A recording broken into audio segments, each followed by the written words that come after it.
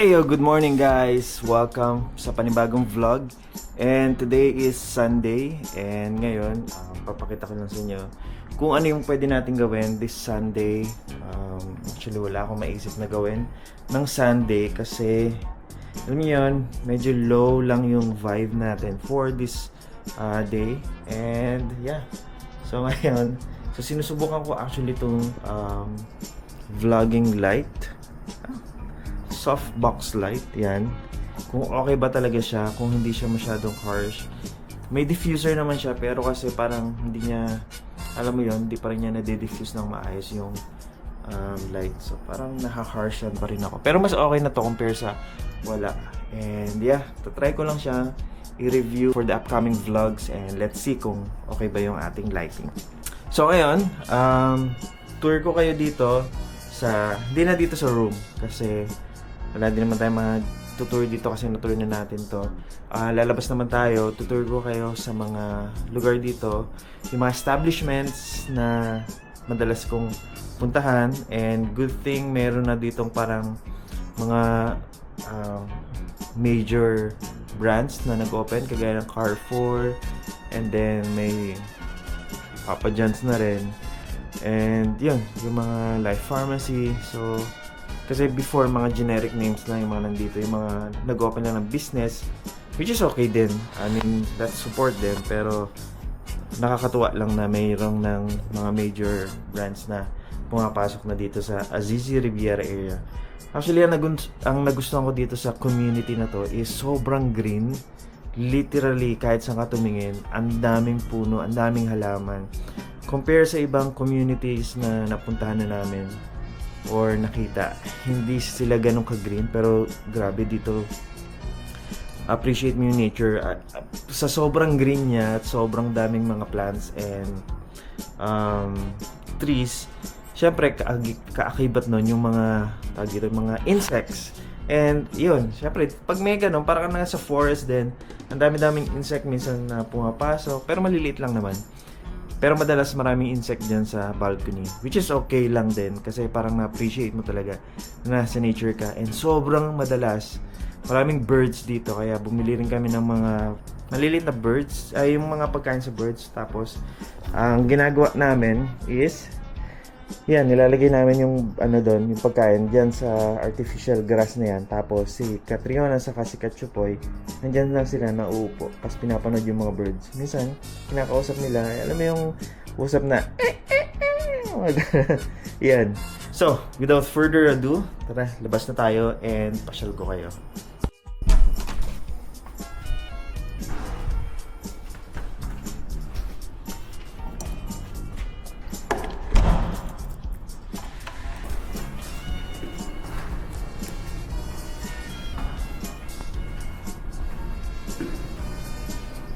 Pag naman sana masyadong mainit.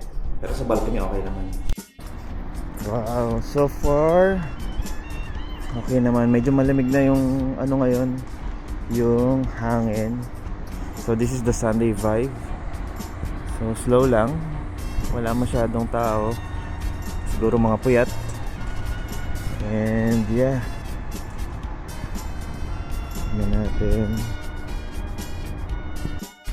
So ayan, so gaya na nga sabi ko sa inyo kanina, sobrang greens dito, as in ang daming greens. Kita nyo ba yan? Lahat, saan ka tumingin, maraming puno, halaman. Oh, saka nakakita ng community na ganito ka green. And then, hindi siya pinapabayaan sobrang alaga siya talaga.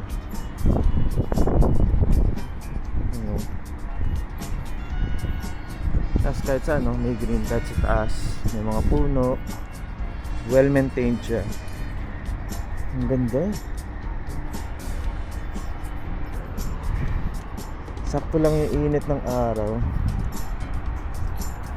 So ayan pa rin. Ito yung tag dito, yung fence. Basta sa loob ng fence maraming greens. Tapos ang daming insects. Yung maririnig mo yung tuliglig. So dito tayo dumaan sa likod para hindi masyadong katao. Medyo nahihiya pa tayo maglakad-lakad ng may nakatutok na camera sa ating kamay or sa ating mukha. But yeah, And then dito, meron ditong paddle tennis court, dalawang court, tapos may basketball court. Basta maraming ano dito, for sports. Kasi yun yung daan papunta na ng ano yan, palabas na, punta ng Shigside Road and kung saan pang road. Parang yan yung exit dito sa Azizi Riviera, kaya isa lang yung dinadaanan. Ito, meron ditong sampalok, pas meron ditong kamatsili. Yung kamatsili dito lagi namin kinukuha ng bunga. Yun, ito yung sinasabi ko, kahit saan ka tumingin, daming greens. So yun yung court, dalawa yan, puntahan na natin. Pero yun yung sinasabi ko, kahit saan madaming greens. Although hindi naman to greens, pero plants pa rin naman yan. Ito yung kamatsili. Hindi to kamatsili, kalimutan ko. Pero basta may nagbubunga na siya, ay namumulaklak na. So ito yung paddle tennis court, dalawa. Laki niya. Actually naglalaro kami dyan nung winter, nung medyo malamig. Pero nitong nag-summer na, hindi na kami nakabalik. Pero babalik ulit kami this coming winter, baka November and December, start na ulit kami. Ang maganda lang sa area na yun, sa apartment namin, is sobrang lapit namin dito. So ito na naman, isa na namang way. And again, sobrang daming greens.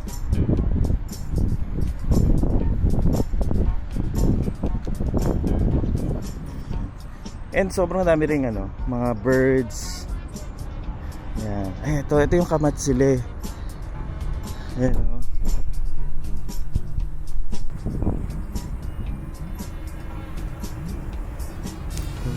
na wala kasing kumakain parang kami lang mga kabayan yung tumitikim yan.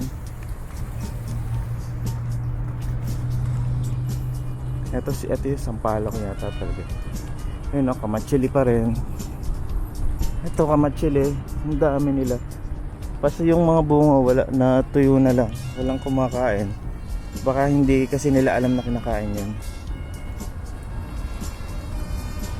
Yan. So, sobrang ganda talaga dito. Alam niyo yun, maganda talaga yung lugar yung amoy lang talaga ng room yung problema. Pero hindi talaga perfect. Wala talagang perfect. And ito na yung basketball court. Actually dalawa siyang half court.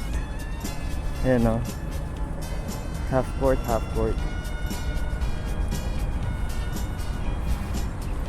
Ito yung traffic light. So dalawang half court, and then nandun yung playground ng mga bata.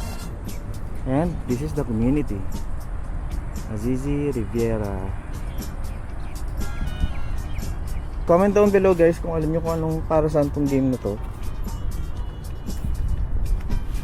Kasi hindi ko alam kung ito yung short courts na to, sports courts, tennis and basket. Tennis pala yun. Okay, so tennis yan. Pero bakit ganyan yung setup? Gawa siya sa semento, tapos metal to.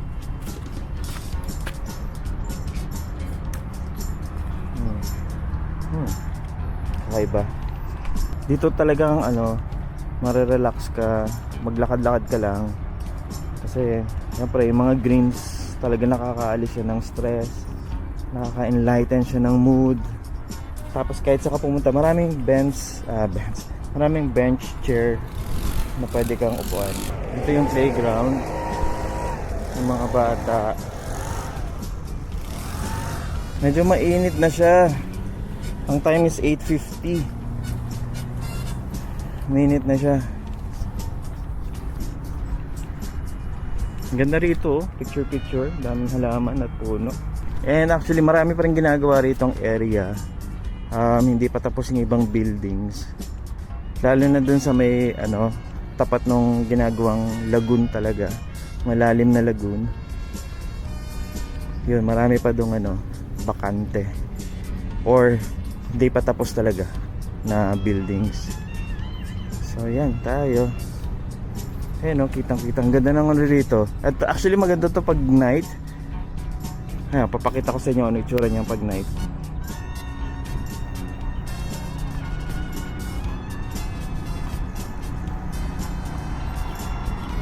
Actually marami pa doon ano playground. Actually nagkalat pala yung playground dito. Hindi lang siya nasa isang area. Yung ano lang yung ano, nag-iisa yung paddle tennis. Pero yun, may mga area pa rin doon for kids. Ang ganda rito. Masarap dito maglaro pag gabi. Tingnan mo yung roundabout nila, parang forest na. So ngayon,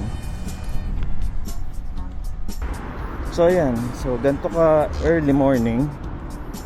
As you can see, pag Sunday wala pang masyadong tao, pero mamayang gabi yan, like yesterday or last night, sobrang dami nung nagtry ako maglakad-lakad.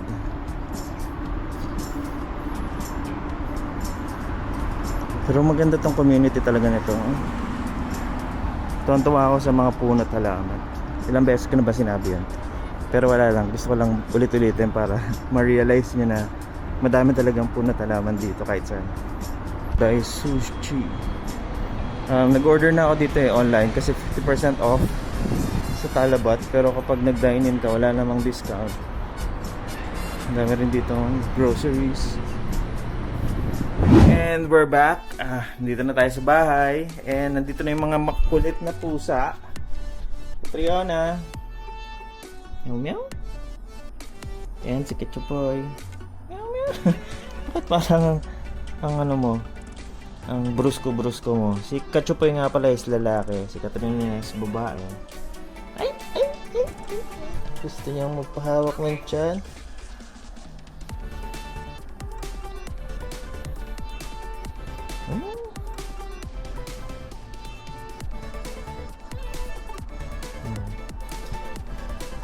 Tapos, sila nga pala nasa office kasi parang OT sila ngayon. Meron silang work kahit na off.